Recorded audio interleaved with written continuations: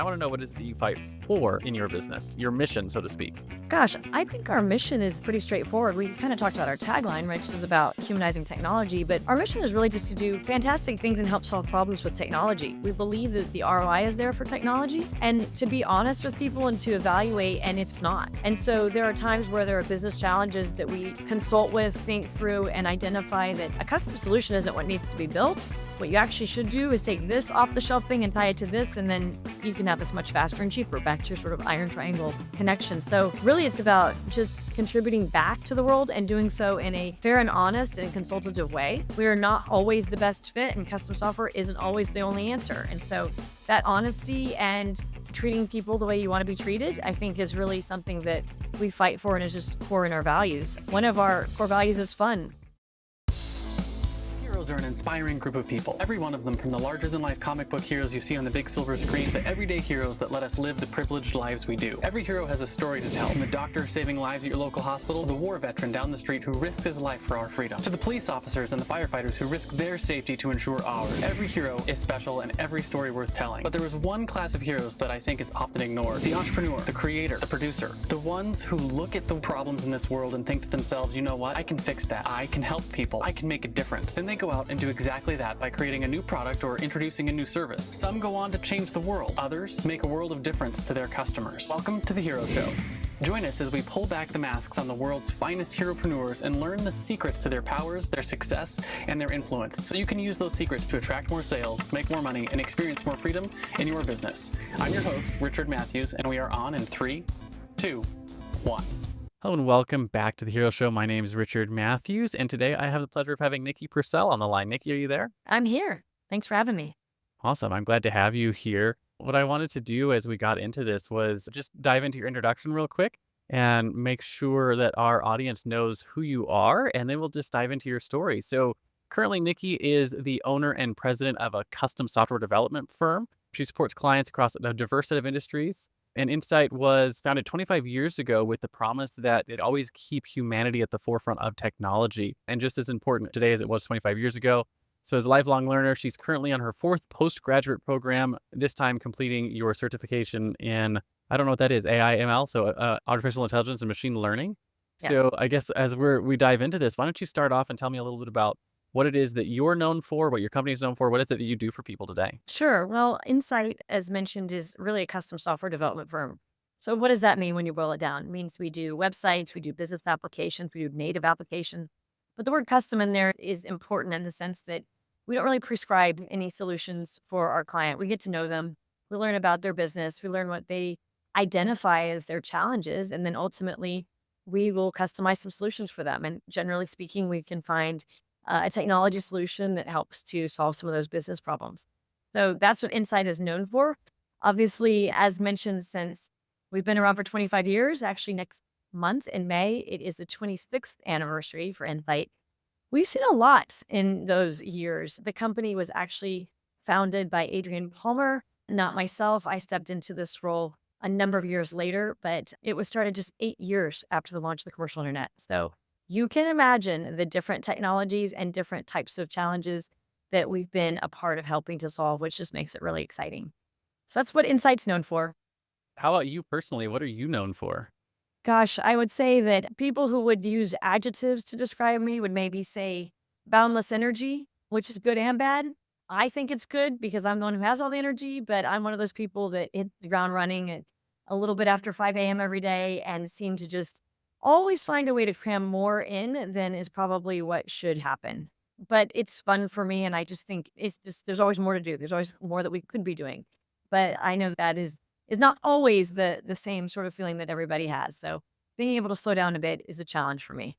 Yeah, absolutely. And so I know you're sort of in a unique position compared to some of our normal guests in that you took over this company instead of starting it yourself. So I want to talk a little bit about that because that's a different way to become an entrepreneur, to take over a company now. I'm curious, did you come up from like in the ranks or did you come in as an outsider? What does that story look like? How did you get into running a company the size of Insight? Yeah, actually, as an outsider, to get to the heart of your question right off the bat, I actually, when I joined Insight, did not know any of the folks who worked here directly. Came in through my co-owner today and the founder. who helped recruit me over to lead Insight. And it is a little bit of a different sort of tale. I would say that my entrepreneurial journey, if you want to refer to that, really started outside of being at a smaller or any kind of startup. It started out in what is more traditional corporate America world.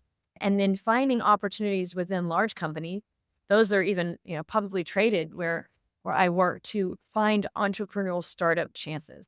Whether that was taking a subset of a team and giving a very specific challenge and a period of time to be able to come out with something great in the form of a new product or service, or really just trying to identify how to keep what might be a, growing in age kind of industry present and really at the leading edge of technology and saying, okay, we've got to act as entrepreneurs and how do we do that from a cultural perspective? So my background isn't necessarily, as you mentioned and pointed out, the same as some of your guests. It's stepping into the shoes of an entrepreneur who ultimately stays connected as part of our board of directors, but not in the day-to-day business, which is a daunting task, to be quite frank, but certainly one that's really fun.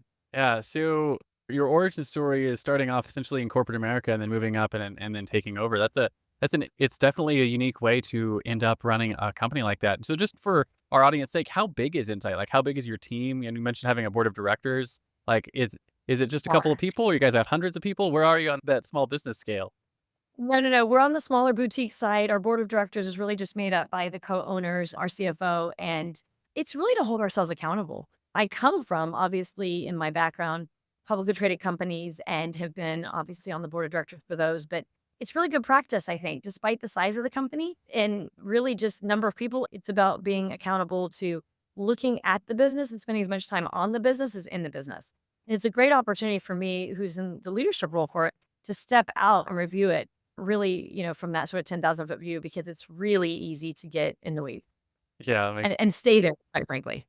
So I want to talk a little bit about your superpowers that you've developed over the course of, your career here and then specifically at Insight. Every iconic hero has a superpower, whether that's your fancy flying suit made by your, genius intellect or the ability to call down thunder from the sky or super strength like Superman or Wonder Woman. In the real world, heroes have what I call a zone of genius, which is either a skill or a set of skills that you were born with or you've developed over the course of your career that really energize all your other skills. And so this superpower is what sets you apart, allows you to help your people slay their villains and come on top of their own journeys.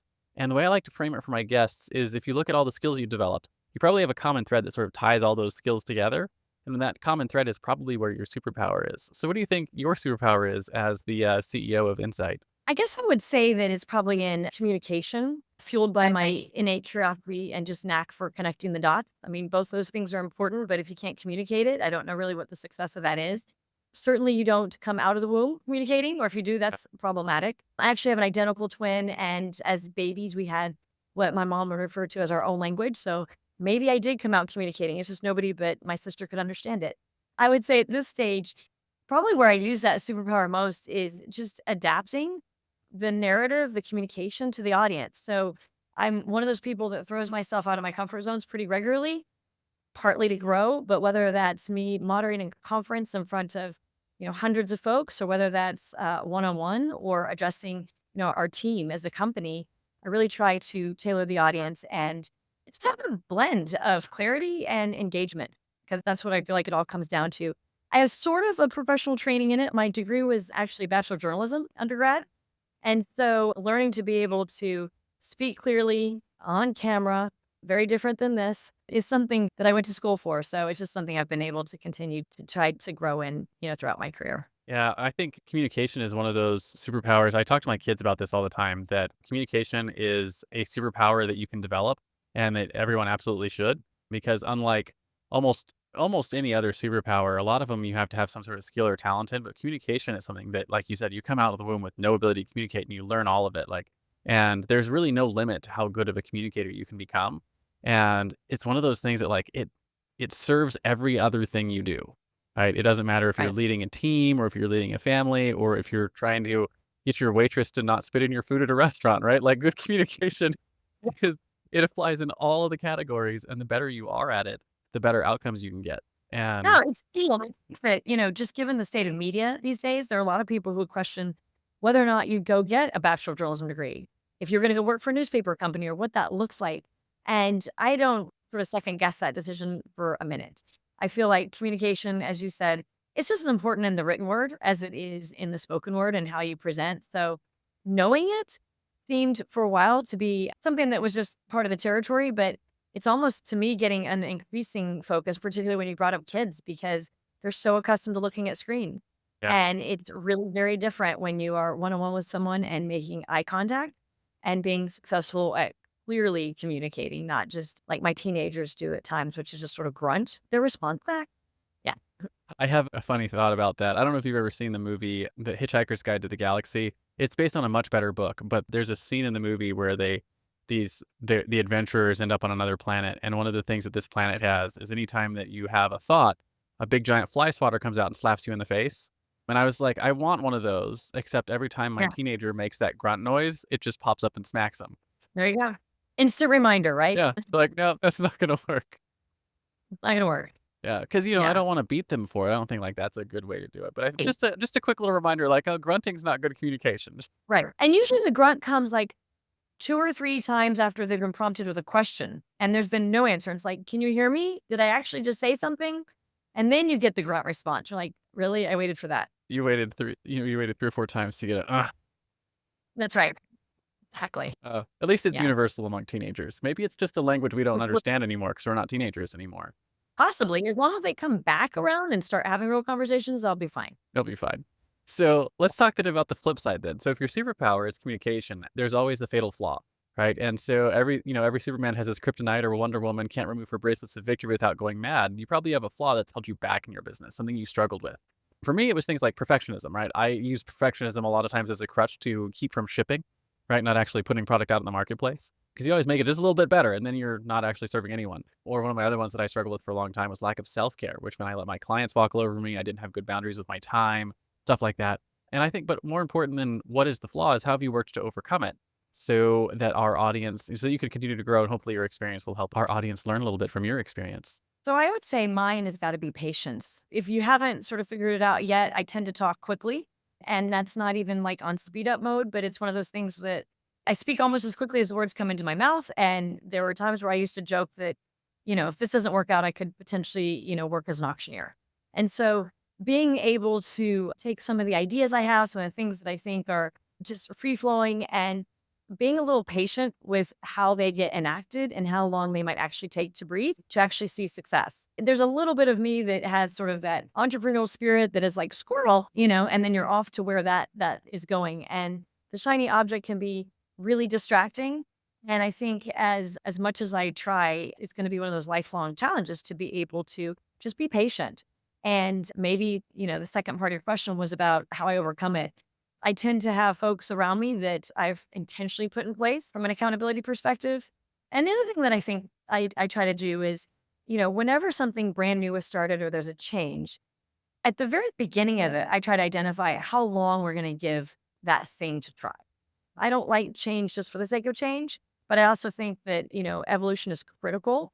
And so I want to try to define up front, gosh, does this seem like something where 90 days from now we should know if it's working? Or is this a product we're launching and it needs, 2 years to really know, like, can it hit the market the way that it should be in round numbers? So there is a little bit of that predetermining what time frame I have to give myself in order to kind of offset the lack of patience I tend to have. I like that. I like both of those actually. Having someone in place that's like helping you with your patience. I tend to be a lot of the same way. I grew up in Southern California, and so I learned to talk much faster than the rest of the country did. So like when I went to college in the Midwest, I spent the first like year and a half of people telling me to slow down so they could keep up with me. And then you realize that like, oh, like not everyone speaks that quickly. And so in order to be a good communicator, you have to learn to moderate your speed. And it's interesting to me that like you've sort of struggled with the same thing because as with communication as a superpower, learning to moderate your speed so everyone else, so that all the people in your room can understand what you're saying it's part of that skill that you have to develop. And I'm in business. I had someone much smarter than me tell me once when I got into a role and we needed to actually deprecate some products and identify which ones we were keeping and how we were going to kind of manage all of them.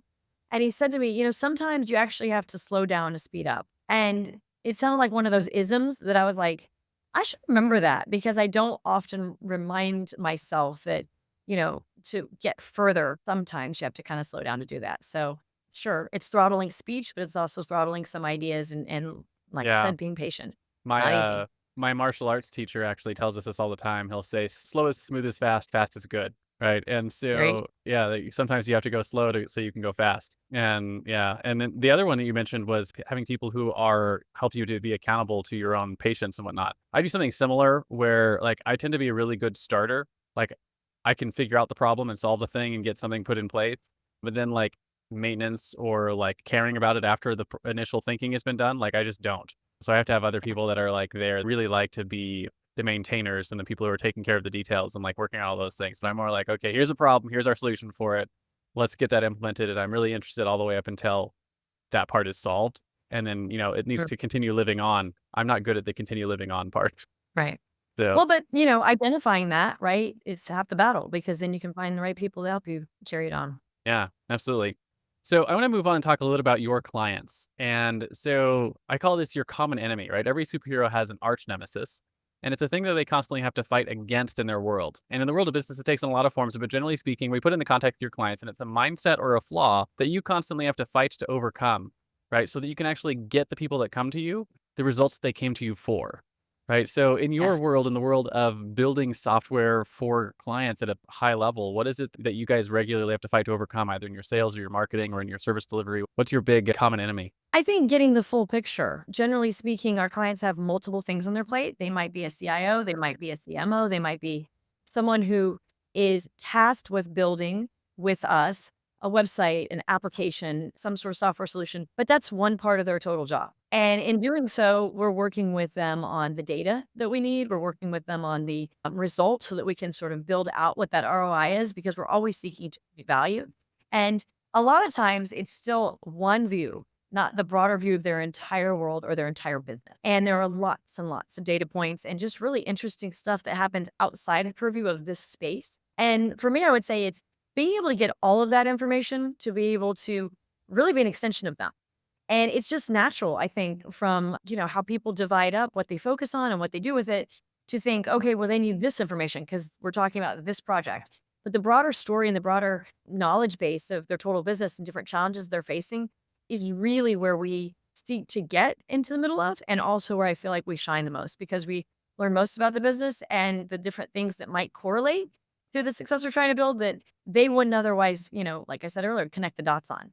Yeah, So yeah. that year, the challenge is getting that broader, bigger picture and other parts of their business outside of what we're working on together to the forefront of the conversation. So I have an example in my business, and I'm just curious if it's the right kind of thing. So I'm going to tell you, and then I want to find out if this is what you actually mean. So we've been in the process of building some relational databases to manage the operational side of our business. And one of the things that Mhm. I've been noticing as we've been building these out is like we're building our main like service delivery database. And the service delivery Mhm. database has like people that are associated with that, right? The tasks that they're doing. And then those people have jobs that are associated with them. Those jobs have pay rates, and then the tasks that are in the thing, they connect to SOPs. And I'm realizing like as we're going through all of this, like all of this stuff is connected.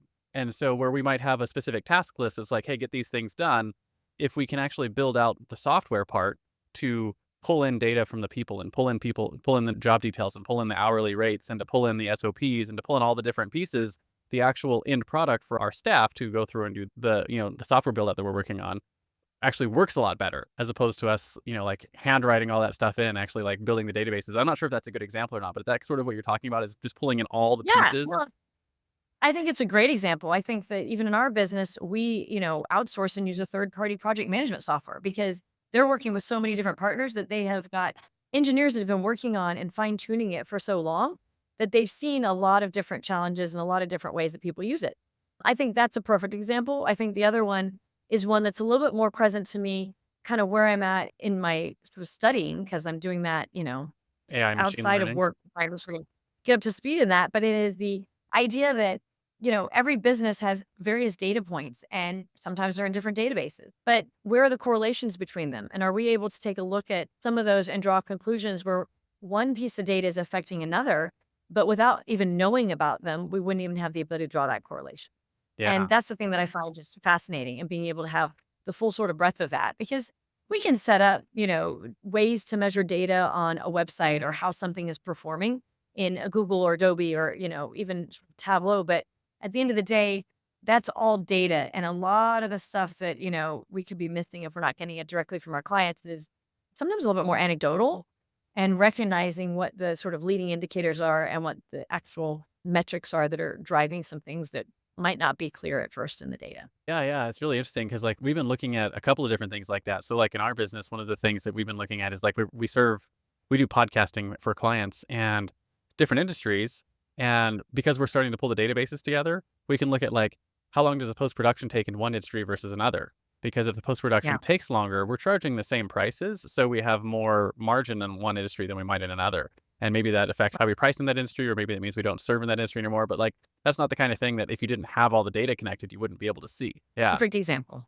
Yeah. Which is really fascinating. And then to your point, you said you've been studying the AI and the machine learning stuff. When you start actually making all of your database data available, some of these machine Mhm. learning algorithms and the AI stuff that people are talking about, it can hold so much more data in its, virtual head at the same time than Yes. almost any human can. So you can draw Right. correlations and look at data points that you never could before. And so there is benefits to figuring out how to get access to all of your data or get all of your data accessible by some of these new algorithms that are available nowadays. Yeah. I mean, it's just fascinating. I feel like AI right now is one of those things that it's been around for a while, but it's just now being talked about all the time. And it's a little like when you're going shopping for, a new car, which I had to do recently because mine died. And I was like, oh, looking at this model. That's so interesting. I've never seen one of those. But then every red light I got to, there was one of those cars. And I was like, okay, it really is everywhere, but if you're not looking for it, you sort of don't see it. And it's really something that just feels like it's so buzzy. And I'm trying to sort of go, okay, everyone's not using it and everything isn't AI, but being smarter and getting out sort of in front of what impact it can really have on businesses is a pretty cool place to be right now, because it's just going to just change things, I believe, so dramatically in the future. Yeah, that's one of the things you say it's been around for a while, and it really has because it would Yeah. just got rebranded last year. It's been called machine learning for like 15 years, and we've been Yeah. playing with it in all sorts of different ways. And you've used it on your phone, like our audience here. Like if you pull out your iPhone and type in someone's name and it pulls up all their faces, that's machine learning. Like it's been going on for more than a decade. But last year it got rebranded as AI, and then everyone exploded all over it for Sure. like using it for Yeah. things, which is it's Yeah. probably a good thing. But it's the the thing that cracks me up about it is it's not artificial intelligence, right? It's machine learning, Right. just with a new name. Yeah. Exactly. Uh, Exactly, and it's just reached that point where people go, "Oh, I went to ChatGPT. Okay, so now I use machine learning." And you're like, "Wait, what?" yeah, yeah. The thing that I've been doing some teaching on AI, and I'll do some examples where I'll be like, pull out your iPhone, and I'm like, this feature that you've been using for several years, AI. This one that you've been Yeah, learning. There's 3, 4, 5. And they're like, oh. I'm like, yeah, there you go. Now you're seeing like this isn't new. It's just a different interface that smart. you're not used to. And anyways, there's lots of things you can do with it. But yeah, I'm with you. As far as business goes, the ones who are paying attention and are learning to implement these things are going to surpass the businesses that skip it quickly. Sure. So I think Yep. it's an important place to be playing and dipping your toes in.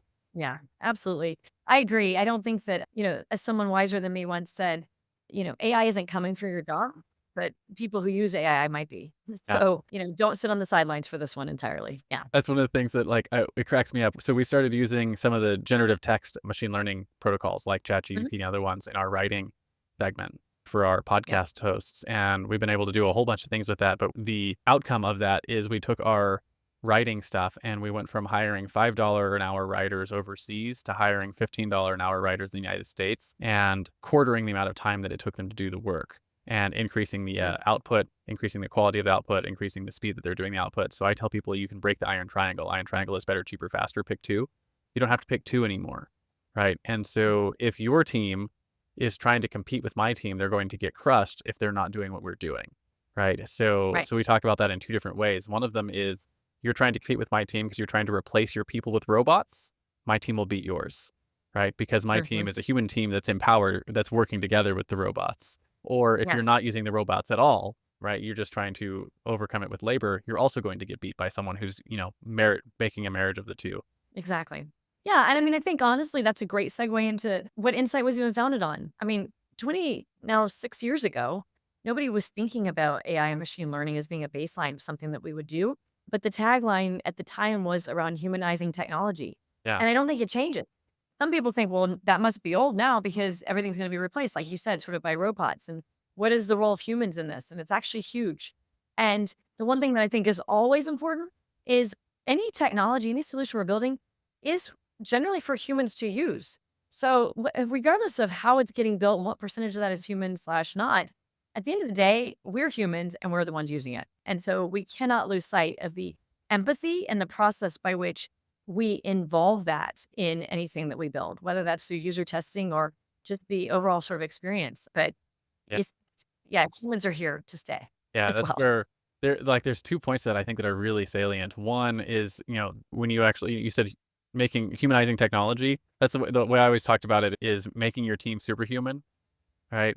Because if you use technology to take your single human and make them have outputs that are generally larger or faster than what they could do if they were working on their own, right? That's why you give them a keyboard instead of writing on, pen and paper, right? Every single bit of technology is making them more superhuman. And so there's that part. So that means, like, at a baseline, the technology is human driven, right? And technology enhanced. So there's that side of it. Yes. And then the other side of it is with the actual, like, what you're creating with all these tools, you want the outcomes to be the kind of thing that other people are going to be interested in, right? So we talk about this all the time. Just because you can do it with a robot doesn't Mm, mean that people want to actually use it or interact with it. So everything you're building it for human beings to consume or to be a part of, right? And right. so if you're using, the chat GPT to write a story, if you write a crappy story with a robot, it's still a crappy story, right? Right. So Exactly. you have to And there's still tons of those out there. yeah. So you don't Yeah. want to use technology to create subpar experiences and subpar products and subpar, things. You want to create just the best of the best and leverage the technology in whatever way it makes sense to do so to help you do that. Yeah. So And sometimes evolution, right? Like you mentioned your fatal flaw being, perfectionism. And sometimes it's a beta just for the purpose of getting real users in there and then let them carry you to the rest of what those features are that matter to them. I remember when we first had a Google Home in our kitchen and an Alexa, it was dumb because at one point I feel like one was playing off the other and I thought, okay, the robots are talking. This is a little scary. But I actually went in because I drink too much coffee and I set up my usual order at Starbucks and I could just walk into my kitchen and ask it to order and it would send the order in via the mobile app. It would pay for it because it was tied to my credit card and it would get it exactly right with the number of pumps of syrup, etc. And the thing is, that was super cool.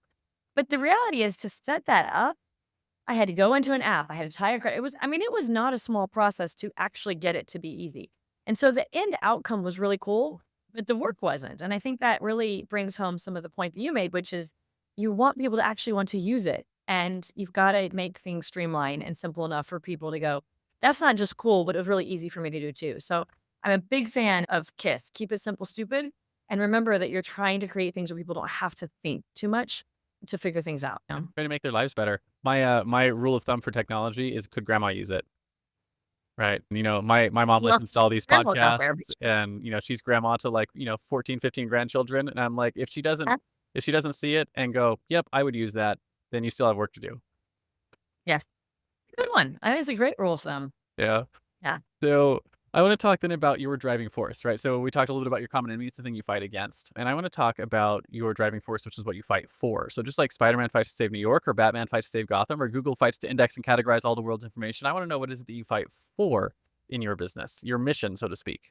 Gosh, I think our mission is pretty straightforward. We kind of talked about our tagline, right? Which is about humanizing technology, but our mission is really just to do fantastic things and help solve problems with technology. We believe that the ROI is there for technology and to be honest with people and to evaluate and if it's not. And so there are times where there are business challenges that we consult with, think through, and identify that a custom solution isn't what needs to be built. What you actually should do is take this off the shelf thing and tie it to this, and then you can have this much faster and cheaper, back to your sort of iron triangle connection. So really it's about, just contributing back to the world and doing so in a fair and honest and consultative way. We are not always the best fit and custom software isn't always the only answer. And so that honesty and, treating people the way you want to be treated, I think is really something that we fight for and is just core in our values. One of our core values is fun. And I tell my team the only part of, the word sort of fun, like we don't want to be dysfunctional. We want to be fun. And so we want to make sure that we have, we're involved in work. We want to make sure we have fun while we do it. And we want to be a fun partner to our clients too, because life's too short. And so I think that's an important part of it as well.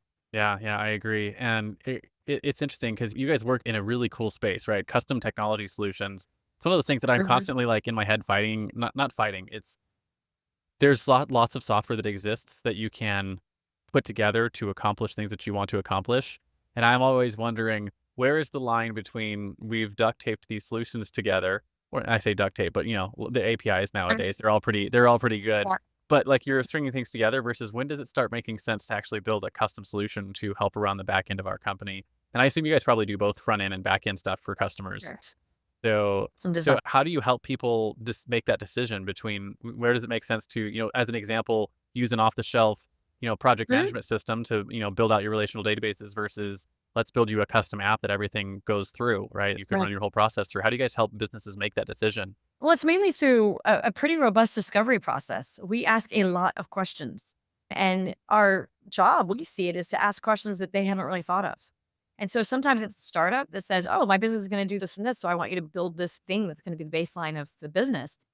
And we sort of serve as maybe a PTO in that role, thinking through the evolution of exactly how they'd go to market to actually completing and delivering their product.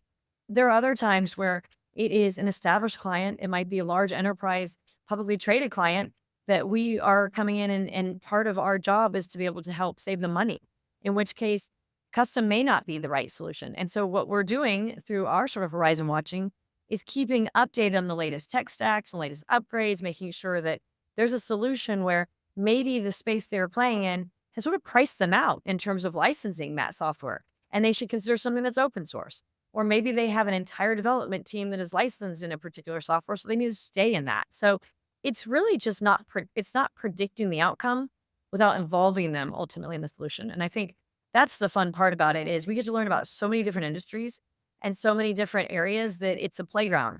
I think one of the challenges there is as a team, we see a lot of things and then we go, oh, let's go build our own X or Y or Z and make it sort of our own sort of product. And that may be on the horizon one day. But I think, the challenge right now is balancing our time, being able to kind of go grab that and do that with the clients we have and the work that we have to help them be successful. Because as you know, from driving sort of a services based business, there's billable time and it's a real thing and it's a Yeah. balance.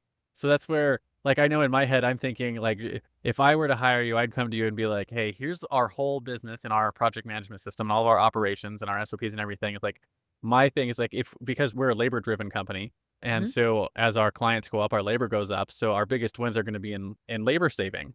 And so it's like, if we are going to do a custom solution, it would be, hey, can you look through our whole process and go through our process? Can you save us 20% on labor by getting people not doing things that, that software could do, right? Like moving this piece of data from here to Right. here, or Yep. just making sure the next person in row automatically knows that they're supposed to work on the next thing, that kind of stuff. That's where I could Yeah. see like a custom solution coming in and being like, yep, we could just chop 20% off your labor and make, that would all go straight to profit Right, or pay for exactly. the And solution. to look at it too where, you can figure out, well, most of what we do can be amortized. And how can you even say we're going to make this improvement in our business that really is going to be paid off over the next couple of years? Because you can, and it is something that, has a real win for years to come. It's not just the immediacy of it, right? So that's the fun space we get to play Yeah, in. yeah. Like it's just to give our listeners an example of that. This is not a whole custom solution. It was just a really simple like automation we built for our team. And it was Hmm. for moving all of the big podcast files, right? When we're done with this recording, we hit stop record, like 2.5, 3 gigabytes worth of video files from your side and my side get stuck in Squadcast, which is where we're recording. And we need to get those over to, the editing software suite. And we Okay. currently have a person who goes in and downloads them all, right? For 30 plus different shows every single week. And downloads them on a really fast computer and moves them over to another one and uploads them somewhere else. And we had a little custom script written that does that with the click of a button. And I was like, it cost a bit of money and a bit of time to get that done. But every time they click that button, it's 20 minutes of labor time saved. That's right. Right. And so Yes. every time they click the button, 20 minutes, right? The ROI on that is maybe 6 weeks in labor Right. costs. And Sure. so I imagine like if you would scale that out to entire custom solution for every single thing that's going Yes. on in business, you can really make a case for the ROI of building out custom solutions. Absolutely. And I'd say that sort of, I'll call it back of the envelope math that you just did there to figure out how long did it take us to build this? What is the savings and when will I reach that ROI? We even help clients build that because ultimately they know that there's a problem. They know there's a solution. They know there will be some investment, but how do they ultimately come to the conclusion of how long that investment, payoff is. And a lot of times, depending on how large they are, they then have to go forth to somebody else to get, investments approved and how they get it budgeted, et cetera. And so, people that we work with, they don't always do that same logical back of the envelope math. They come to us and go, well, how would I achieve that? How should I look at this? And we help them really just formulate that and be able to crystallize it so that they have a good idea, but more importantly, it's something to hold us accountable to and to Yeah. be able to have a goal. Like we dread nothing more than sitting with a prospect and we say, okay, so why do you want to do this? And well, probably the worst answer is, well, my boss said I have this project, so I got to get this done. Which because I'm not personally invested in this, but it got on my plate, right? The really great, clients and prospects are the ones who say, okay, so I'm looking to do this, and by this date, I hope it accomplishes that. Because then we all have targets and it's very clear where we're marching towards. And so our job is Yeah, to help make that a yeah. reality. I would imagine, like I said, just thinking through like our business and operations, it would be like, how do we save labor costs? How do we improve the customer experience by like making their work better, cheaper, faster, that kind of stuff. So it's like making your team better or making your customer experience better, one way or the other, or some variation of all of that combined is Sure. really where custom solutions are going to help you make your end product better and make how you deliver that end product better. That's right. Yeah. Yeah. Yeah. Got it. We should talk later. Well, yeah, it sticks in my head too. You mentioned fun. Yeah. One of the things that I always talk about with my team is like you should only do that which only you can do, right? Which means, things like moving a file from one side to another. If a robot can do that, we should figure out how to get a robot to do that, right? Because Right. that's not nearly as much fun as if you were actually using your creative talents to do something, creative, right? Things that are like in the Yes. realm of what humans should be doing.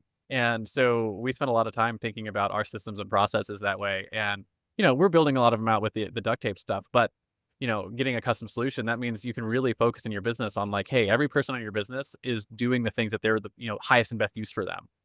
Right. And so Yes. they're staying in their lanes of creativity and doing the stuff that like, man, we couldn't do what we're doing without you, the human being sitting in this seat doing this work. Right. How do we make that the Right. most fun stuff possible? So you're not working on, all the boring stuff Yeah. that goes around making it happen. That's right. I love a good whiteboard session. And whether it's virtual or in person, man, like the more of those we can have, I think the better. So those are Awesome. not the process usually repeated by robots. Those are the real humans in a room thinking about, same solution. I was actually just laughing with the other day with my ops manager, and because we were trying to solve this a bigger problem, and I was like, I just need to write this all up on a whiteboard, sit down with a cup of coffee, and stare at it for like 2 hours. And she laughed at me, and she was like, "You just want Yes. to stare at it?" I'm like, "I just need to stare at it." Yeah, that's pretty much what I do. Or I take a picture of it. Like half of my phone is filled with pictures of whiteboards. And I'm like, I wish I had better handwriting. Because if too much time has gone by, there's no telling what that whiteboard says. But I have a picture of it.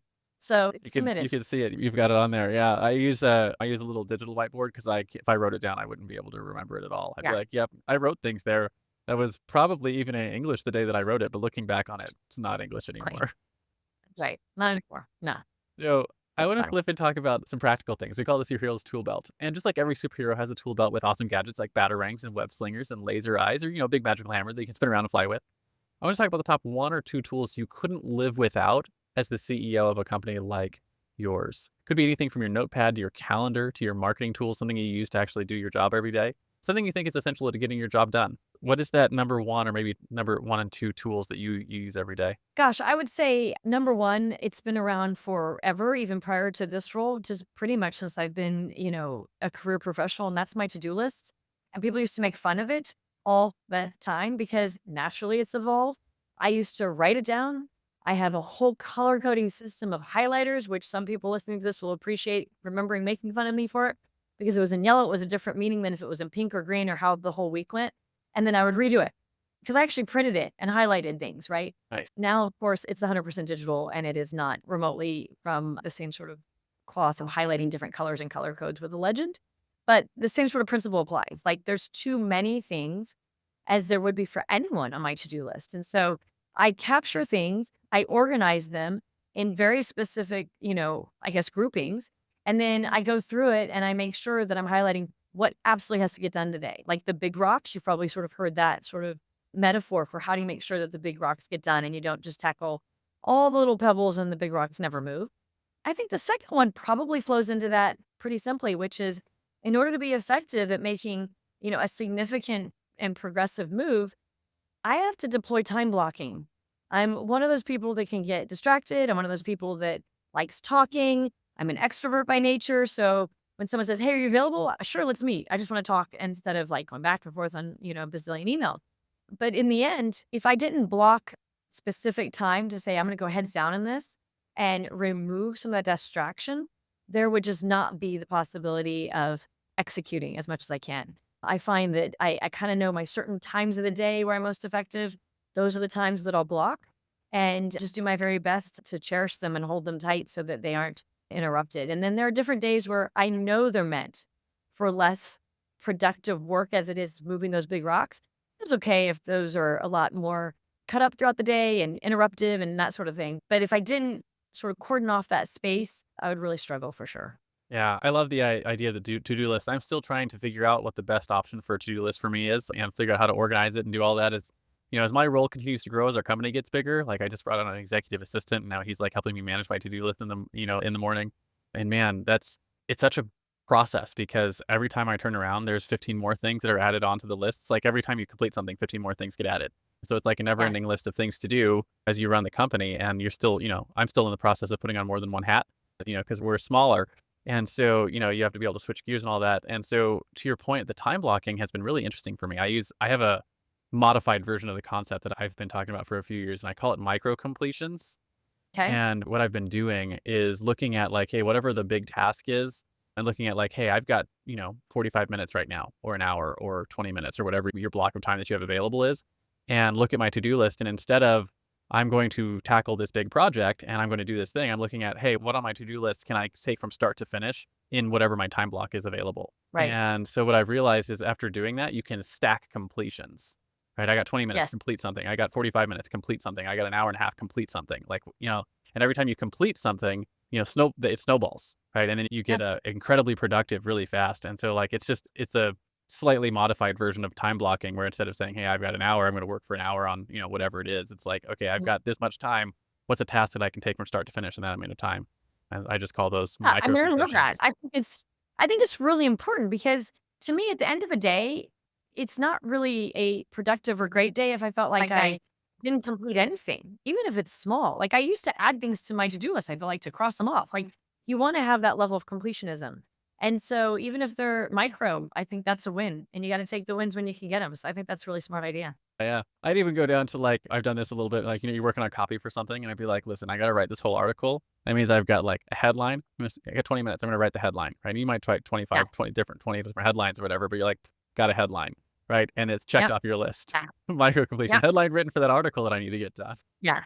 Right. Yeah. Yeah. And it's amazing how much it helps fight procrastination and it helps fight getting, it just gets things off your to-do list because you're Right. completing things. So I find that Yeah. really helpful. Yeah, and the thing about the to-do list is you're right, it's never going away entirely. I mean, it's going to always be there because people and yourself are adding things to it. But if it's organized and you know where to focus, then it should give you some sense of peace that all the things out there have a little bit of organization to them and that, you'll get to them. I want somebody to tell me, and I haven't totally lived by this rule, but I kind of liked it, which said if something has been on your to-do list for 2 full weeks and you've not chosen to pick it up and execute it, do it, whatever, it should fall off because it's not important enough. And I thought, wow, hey, that kind of made me nervous because there's some big things on there that have been lingering for 2 weeks. I didn't feel like I could just take them off entirely. So maybe I need to sort of tweak that rule a little bit, but I like the idea of, the sense of there's only so much time and the urgency that comes with certain things. Like that's what makes them important, not just because I put it on there. Kind of nerd as me. When you said that, I was thinking I could put a field on my to-do list for age that would like, so we're at a week, we're at 2 weeks, and it like changes its priority or like just flags itself in some way when it gets to 2 weeks. We're like, do you actually care about this one? Right back Right. to Can your, I just like shut this off because you know what? It's just past the two yeah. age, two It's 2 too week old. old, Yeah. so or maybe you just need to delegate it, right? Because it's not something that, Right. you just don't I don't know, it's just not something that you enjoy or something that you're gonna pick up or something Right. that's not it's just not your highest and best use, so it probably shouldn't have been on your to-do list in the first place. So, Right. yeah, I Yeah. love that. Speaking of heroic tools, I want to take a few minutes to tell you about a tool we built that powers the Hero Show and is now this show's primary sponsor. Hey there, fellow podcaster.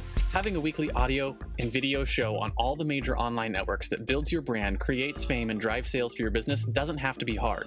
I know it feels that way because you've tried managing your show internally and realize how resource intensive it can be.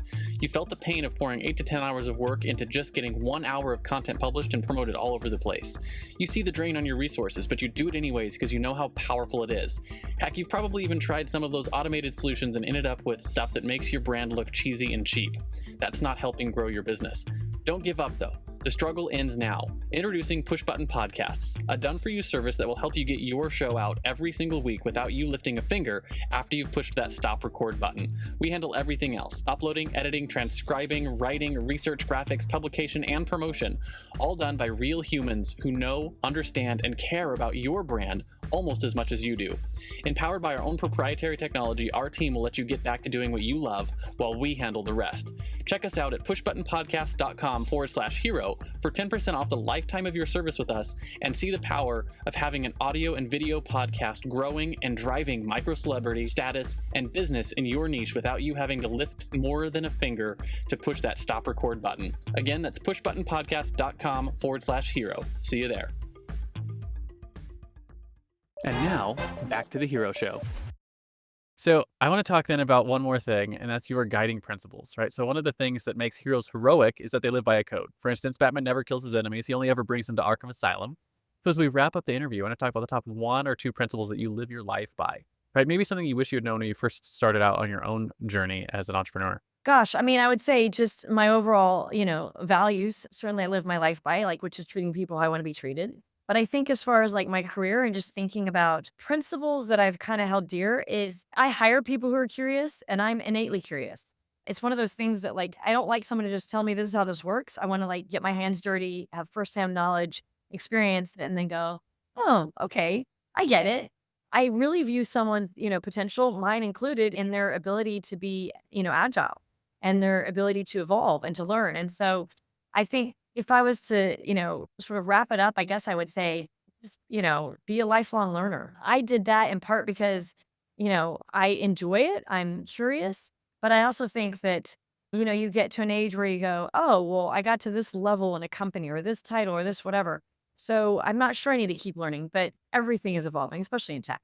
And so to me, it's about maintaining, your own vulnerability to things changing and being smart and making sure that you're continuing to grow as a person. And I think that's probably, yeah, that's probably what I would say would be a code I live by. I never thought I would start learning Python in my 50s, but it's But here you an are. requirement. Yep. Here I am. I'm not even a spoken language and I'm going to go learn that. But here I am coding Python. And it's not because I intend to go become the developer after this. It's my ability to understand every aspect of Yeah. what others that I'm working with are doing. And so I don't know, maybe I'm just out to prove that you can truly teach an old dog new tricks. Maybe that's what it's about. No, I love that. I have a rule. I don't know if it's a rule as much as just a habit, but I always have a skill I'm working on that is outside of work. And then so I Cool. always have one that's inside of work as well, but it's just it's a new thing that I'm not, so over the last Nope. couple of years, it's been drawing and calligraphy and piano and juggling. And I did carpentry. I did all of the carpentry and learned carpentry. So Oh, I wow. built a desk and cabinets and beds and a whole bunch of things. I built cutting boards, plumbing, electrical. So I've over the last 7 years, I've been just stacking these random skills that some of them serve purposes, but some of it is just because I'm interested in that at the moment. And it's exercising that muscle of learning things, and then do the same thing in the business too, right? I mean, you mentioned learning Python. I'm in the process of learning JavaScript, but I don't need to know JavaScript. I don't particularly have to write it or do anything, but I have people on my team who do, and Right. so I can't communicate with them and tell them what I want if I don't understand the language and understand its capabilities, right? I don't want to be asking my programmers for circle squares, right? Yeah. Yeah. um, Well, and also be empathetic, right? So if you're asking them for something, you're empathetic to how long it should take. You have a good idea of what they'll be going through to be able to solve that. And that to me adds value, for being able to lead them. So I think that's, yeah. I mean, it's fun, right? It's hard, but it's also really fun because, with that curiosity, I think it's fun anyway. Yeah, I'm a huge fan of that. And so I've always got stuff, learning different things about automations or machine learning or whatever it is we're working on in our business. There's always something new you're always challenging yourself with.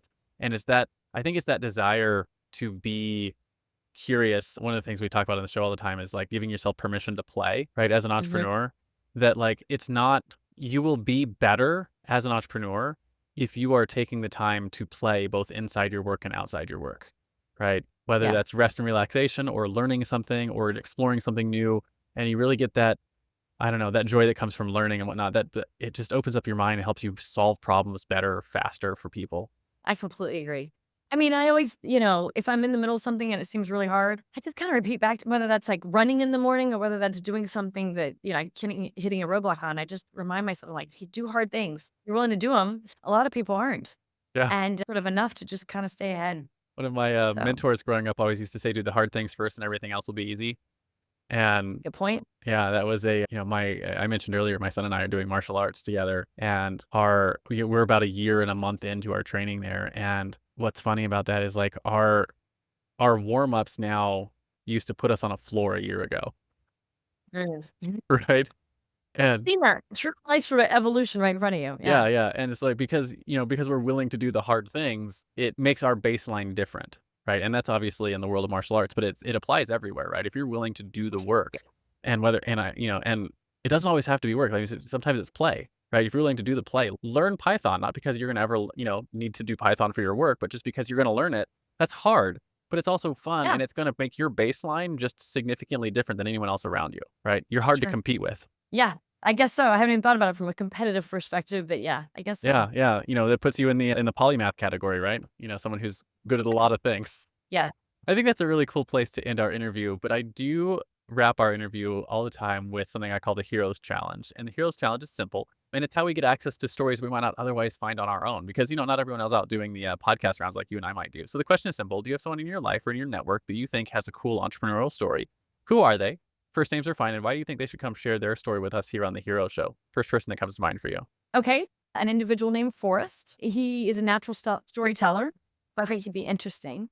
But from an entrepreneurial perspective, grew up in a large family owned business and then had the opportunity to take a section of it, take it and go run with it in a totally different path.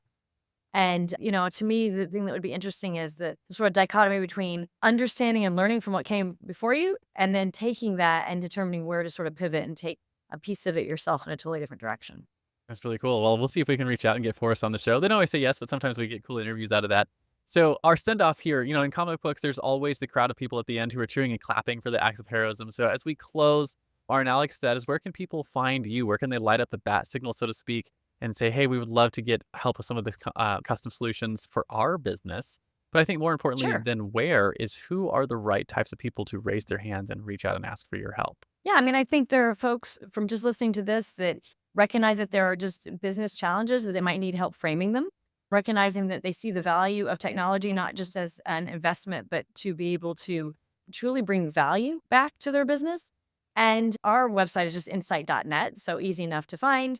You can also find me on LinkedIn. And so both of those would be great places. Then I hope people reach out. That would be fun. Yeah, and I know sometimes custom solutions, depending on the size of your business, can seem daunting and intimidating, but they almost always ROI positively if you understand how to put the math together. You saw us do a little bit of back of napkin math here on the show, but you guys do this professionally, right? That's like all you do. So if you're Right. curious, And we have clients that are startups. And that's part of the beauty of not being a company that's owned by a larger sort of conglomerate of agencies or private equity. We have flexibility. And sometimes what we do when we find a really interesting startup and, business relationships, we manage through it with rev shares and say, hey, let's figure out how we go to market together doing this. So there are options regardless of what size of business you are. And to your point, since they're almost always ROI positive, it's just a matter of reaching that sort of best fit at the right time. yeah, yeah. I always think ROI stuff is interesting. As people are like, you have to don't look at things as cost, look at things as an investment. And it's like, that's Yeah. really great, but you still have to have the money for the investment. So your business may not be ready for it yet, but something like a custom solution, almost always worthwhile to at least explore and find out, maybe it's something you want to put together and the targets, because it's another one of those things that like, man, there's a lot of competitive advantages to having your own custom solution that is built exactly for your processes or built exactly for the outcomes you're building for your customers, both in efficiencies for your team and efficiencies for the outcomes for your clients. I think it's almost always worth exploring. So anyways, if you're in that category, definitely take the time to reach out to Nicki. Appreciate you coming on and sharing your story with us today. Do you have any final words of wisdom for our audience before there's the stop record button? I was just going to say thank you so much for having me today. This has been fun. I love the idea of the superhero theme and appreciate it. Awesome. Thank you, Nicki. Thanks for tuning in to this week's episode of The Hero Show, where we work to shift the cultural narrative around entrepreneurship and celebrate the heropreneurs who make our world a better place. Don't forget to visit our website at theheroshow.tv, where you can subscribe to the show on iTunes, Spotify, or via RSS, so you'll never miss an episode. If you found value in our show, we'd truly appreciate a rating on iTunes. Or better yet, share it with a friend to help us spread the message of entrepreneurship as a force for good. Curious to learn more about the stories and insights of these incredible heropreneurs? Check out our in-depth interviews and resources on our website. Together, let's support and inspire the next generation of entrepreneurs as they embark on their own heroic journeys. Join us again next week for another episode of The Hero Show, where we'll continue to explore the world of heropreneurs, their superpowers, and the positive impact they bring to our lives. Until then, stay heroic.